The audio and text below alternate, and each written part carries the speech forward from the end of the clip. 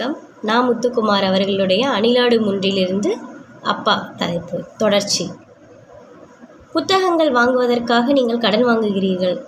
கடனை அடைக்க கடன், அதை அடைக்க மீண்டும் கடன். கடன்பட்ட உங்கள் உள்ளம் கலங்கியதே இல்லை.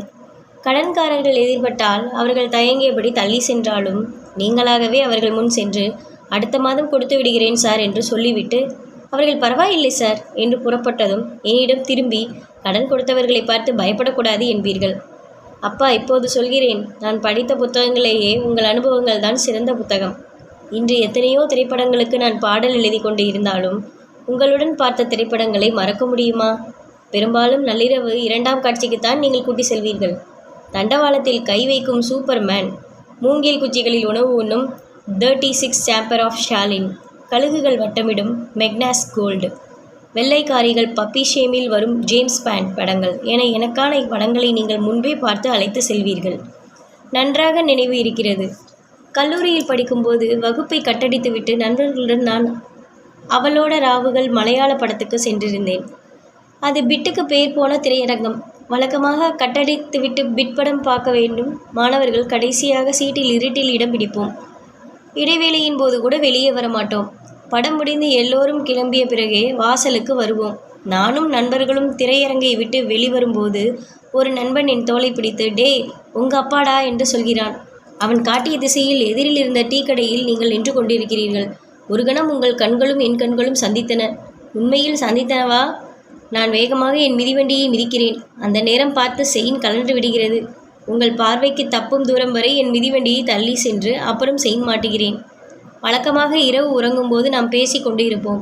அன்று நீங்கள் வருவதற்கு முன்பாகவே சாப்பிட்டுவிட்டு நான் உறங்குவதைப் போல் நடித்து கொண்டு இருந்தேன். அடுத்த நாள் என்னிடம் நீங்கள் எதுவும் கேட்கவில்லை. தினமும் எனக்கு கை செலவுக்கு 5 ரூபாய் தருவீர்கள். அன்று 10 ரூபாய் கொடுத்தீர்கள். நான் அப்பா இது 10 ரூபாய் என்கிறேன். இருக்கட்டும், சினிமா பார்க்கணும்னா தேவைப்படும் என்கிறீர்கள். குற்ற உணர்ச்சியின் படிக்கட்டில் அன்று வைத்த என் கால்கள் இன்று வரை மீளவே இல்லை. இப்படித்தான் முன்பொரு முறை 10ஆம் வகுப்பு தேர்வுக்கு படித்து கொண்டு இருந்தேன். நீங்கள் என் முன்பு நிற்கிறீர்கள். சும்மா படிச்சுக்கிட்டே இருக்காடா, டென்ட் கொட்டாயில் ரத்த கண்ணீர் படம் போட்டிருக்கான், போய் பாரு என்று காசு கொடுக்கிறீர்கள். நான் மறுத்துவிட்டு மீண்டும் படிக்க தொடங்குகிறேன். உண்மையில் இதற்கு நேர்மாறாக அன்று நீங்கள் பப்ளிக் எக்ஸாம் ஒழுங்கா படி என்று சொல்லியிருந்தால் நான் நிச்சயம் ரத்த கண்ணீர் படம் பார்க்க சென்று இருப்பேன். அப்பா, புத்தகங்களுக்கு அடுத்து உங்கள் காதல் மிதிவண்டி மீதுதான் இருந்தது. நீங்கள் பணியாற்றிய பள்ளி நம் வீட்டிலிருந்து 20 மைல் தொலைவில் இருந்தது. தினமும் 40 மைல் சைக்கிளில் செல்வீர்கள். காஞ்சிபுரத்தில் நடக்கும் சைக்கிள் போட்டியில் முதல் 3 கோப்பைகளில் வருடந்தோறும் உங்கள் பெயரும் பொறிக்கப்பட்டு இருக்கும். நீங்கள் இறக்கும் வரை என்னை உங்கள் சைக்கிளின் பின் இருக்கையில் அமர வைத்து மிதித்து சென்றீர்கள். ஒரு முறை கூட நான் உங்களை சுமந்ததே இல்லை. ஒரு முறை நண்பர்கள் எல்லாம் சேர்ந்து மகாபலிபுரம் வரை மிதிவண்டியில் சென்று வரலாம் என்று முடிவெடுத்தோம். வீட்டில் எதிர்த்தும் நீங்கள் என்னை அனுப்பி வைத்தீர்கள். காஞ்சிபுரத்திலிருந்து 70 கிலோமீட்டர்கள்.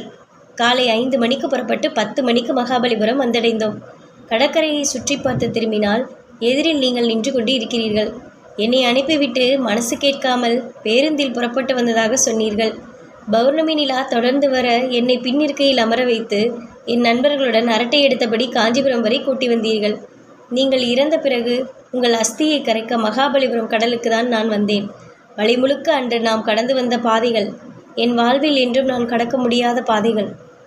முதலாக உங்கள் கைப்பிடித்து பள்ளிக்கு சென்றது, சலூனுக்கு சென்றது, கடற்கரைக்கு சென்றது என எத்தனையோ நினைவுகள் நெஞ்சில் நிழலாடுகின்றன. சின்ன வயதில் சைக்கிள் ஓட்ட கற்றுக் கொடுக்கும் போது என் இடுப்பை பிடித்து கொண்டே வந்து சட்டென்று ஒரு கணத்தில் பிடியை விட்டீர்கள். நீங்கள் பிடித்து கொண்டு இருப்பதாக நினைத்து சைக்கிளை ஓட்டிக்கொண்டு இருந்தேன். இப்போதும் அப்படித்தான் நீங்கள் பிடித்து கொண்டு இருப்பதாக நினைத்து ஓடிக்கொண்டு இருக்கிறேன். அப்பா, உங்கள் உயிரின் ஒரு துளியிலிருந்து என் உலகம் தொடங்கியது. இன்று இவ்வேளையில் அளவில்லா அன்புடன் என் கண்ணீரில் சில துளிகளை உங்களுக்கு காணிக்கையாக்குகிறேன். இப்படிக்கு உங்கள் மகள். நன்றி.